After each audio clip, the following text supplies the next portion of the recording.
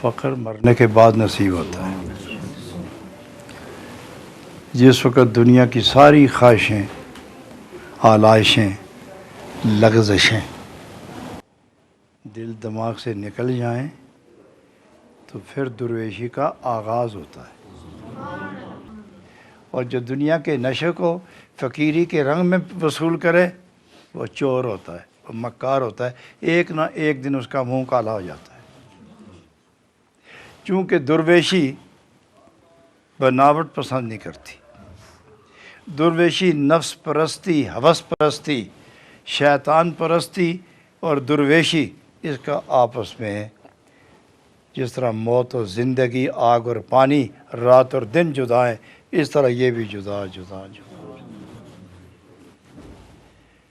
और दुर्वेश का दूसरा जो मफ़हूम है वो ये कि तो आपको पता है कि दुनिया में कमज़ोर आदमी वो खांसी आए तो भी अल्लाह को याद करता है, नींद नहीं आती अल्लाह को याद करता है, और उस वक्त भी मुश्किलात का हल अल्लाह के नाम से तलाश करता है। तो मालूम ये हुआ कि जब दुनिया का लागर कमज़ोर आदमी उस मुश्किल के वक्त अल्लाह का नाम लेता है तो ए दुर्वेश तू भी तो मर चुका है, अब तू दुनिया के गाफिल जिंदों वाला काम क्यों करता है? तेरी ज़बान भी हर वक्त अल्लाह अल्लाह करती रहे।